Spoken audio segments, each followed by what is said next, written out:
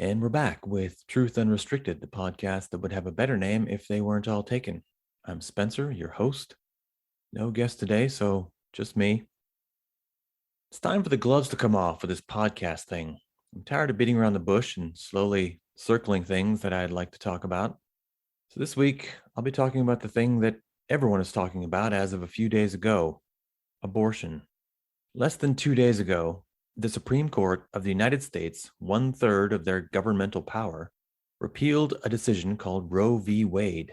This decision has always said fairly clearly that women have at least some autonomy over decisions related to their pregnancy status. If you believe that removing Roe v. Wade was a good decision because it puts the decision back into the hands of the individual states where it belongs, then you are either naive or outright lying. I will tell you now in unequivocal terms that the conservatives who currently inhabit the legislative branch of the federal government of the United States are not at all interested in giving up any power at all to individual states. They will work tirelessly to end abortions nationally and for everyone in all circumstances.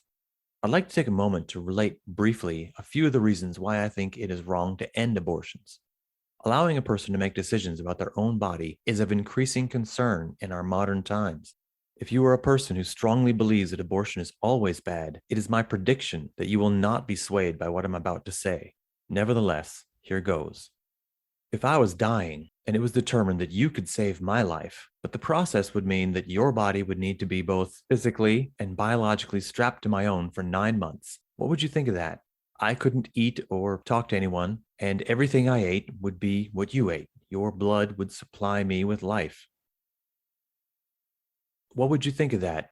I couldn't eat or drink, except for everything that you ate or drank. Your blood would supply me with life. Everything you took in would directly affect my health. Indeed, my entire life would be supported by your body. There would be no rest or breaks, no weekends off, no time away from this burden upon your life. You might say, just to stymie my point, that of course you would be willing to do this because I'm a human and humans are worth saving. But what if you weren't willing? Would it be right to compel you to do this thing anyway? Another thing to consider: what is the exact difference between preventing all abortions and compelling everyone to get vaccinated? It could be easily argued that mandating universal vaccinations could save even more lives than preventing all abortions. One might well remind me that no one has tried to make that argument, but I will, in turn, remind them that no one has tried to make that argument yet. Bodily autonomy is a concept in our society that does not stop at biological conception.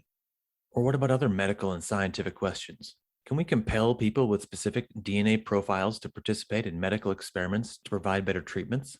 Can we inject them with things without their permission? Does a person have a legal right to prevent having a clone made from their DNA? Oh, you say we aren't allowed to make clones of humans. Would you say that's a matter of settled law? I think we have determined now that all matters of law can change eventually.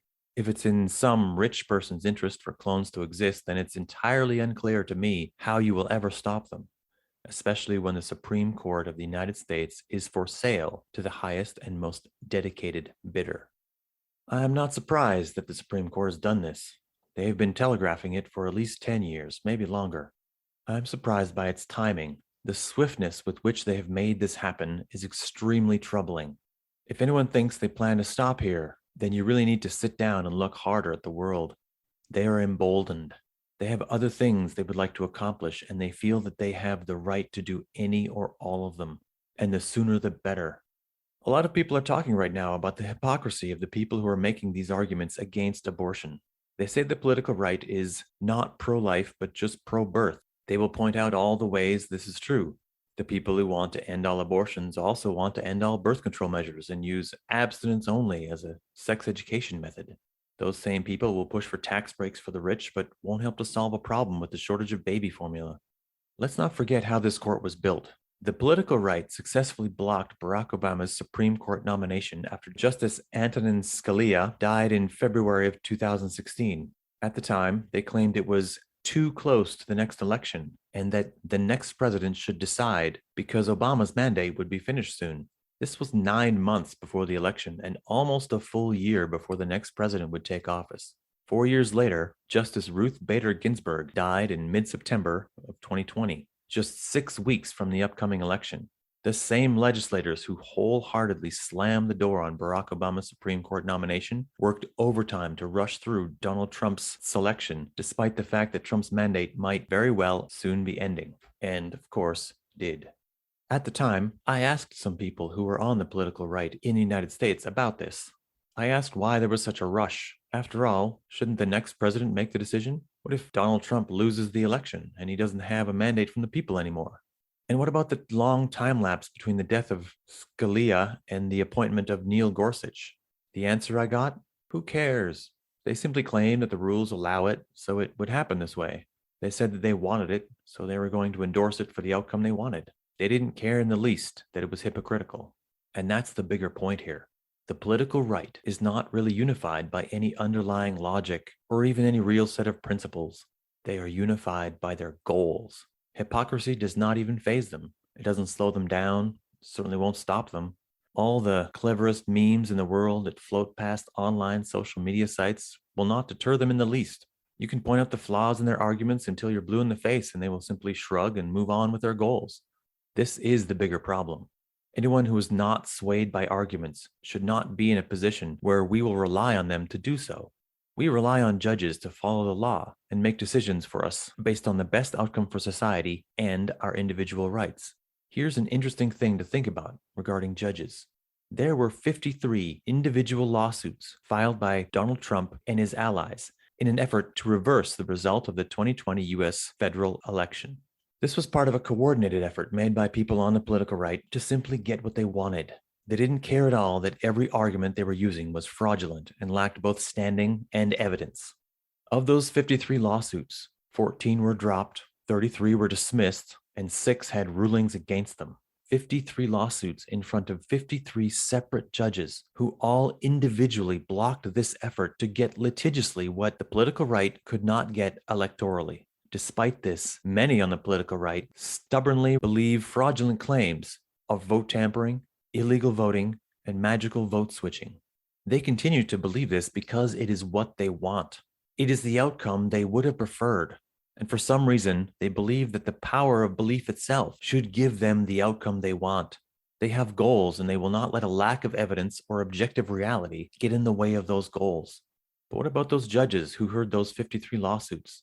We're in a world where all 53 lawsuits ended without a victory for Donald Trump. We still had a riot in the Capitol building.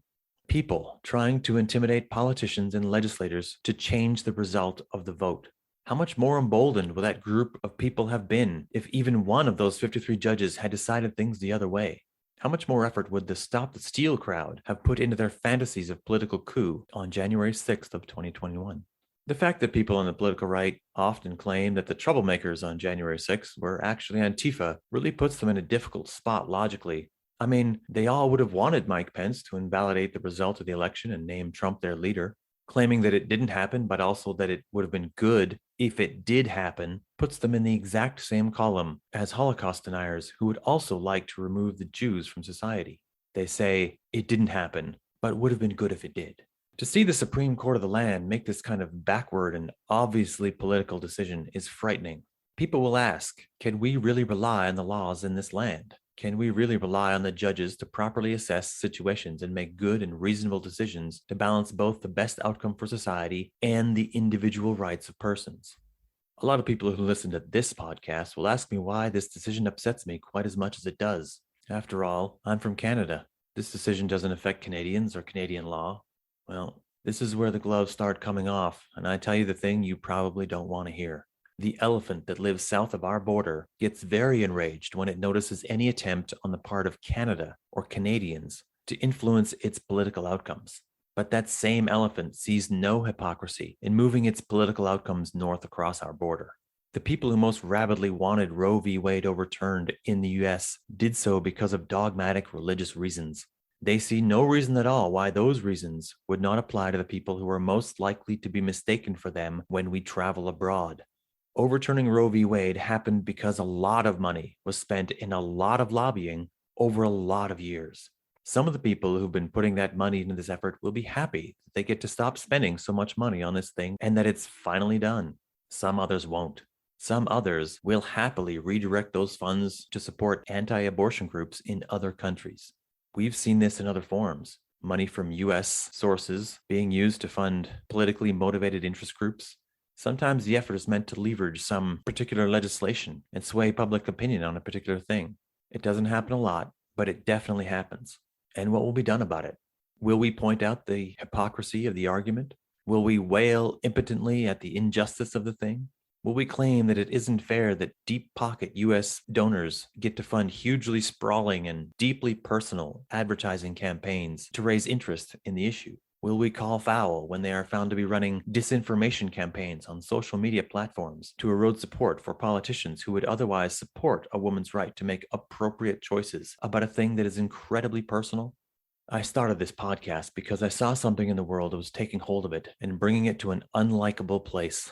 More and more people are acting just like the people from the political right in the US. If they get the outcome they want, they don't really care how well it relates to objective reality. People in general are willing to overlook the flaws in the arguments that support their cherished causes. And if those flaws should be telling them to rethink their worldview, they are now able to completely ignore them. They don't have to answer to anyone about why they think the way they think. If they feel that something is right, then that's how it should be. And if you mention something that counters it, you are the one who often needs to feel bad about being disruptive, about mentioning the thing that runs counter to the currently popular set of opinions. I see a lot of people on Twitter saying something to the effect of, if you support the end of Roe v. Wade, then please unfollow me. With all due respect to the people who are doing this, I think it is the wrong move. First, creating a further division will not allow this to improve. Second, they might still listen to you. If you talk about this to them and they tune you out, so be it. But to willingly turn down the opportunity to talk to them about how this has gone the way it has is a wasted opportunity. People will say they aren't political, or that their presence on a platform like Twitter isn't political, that they are there to discuss their favorite books or movies, or to just be a part of a community of like-minded souls whose interests are not political. Well, I'm sorry to have to tell you this, but you have to make a choice now. You have to either accept the reality of the situation as it is, or you have to choose to work against the reality of the situation as it is. You weren't political, but politics has found you anyway. It is important to remember that violence is not the answer. Protests that could turn violent or into actual riots should be avoided by everyone. Changing the minds of people who feel the opposite way you do about something is not going to be easy. It won't be done in a few hours on a Saturday night. It won't be done by next Wednesday before you have to review another episode of your favorite reality show. If you sit idly by and watch the world move around you, then you will suffer the consequences of other people's decisions. The only way it changes is for you to pick up the proverbial pen and get to work. That's what I'm doing. I cannot watch silently as people proclaim untruths in the name of feeling better about their decisions and beliefs. I will not wait for someone bigger, better, stronger, smarter, faster, louder, or more stubborn than me to fix this. If this world changes, it will be because I worked to change it, slowly, little by little, with words and ideas. Join me. Until next time.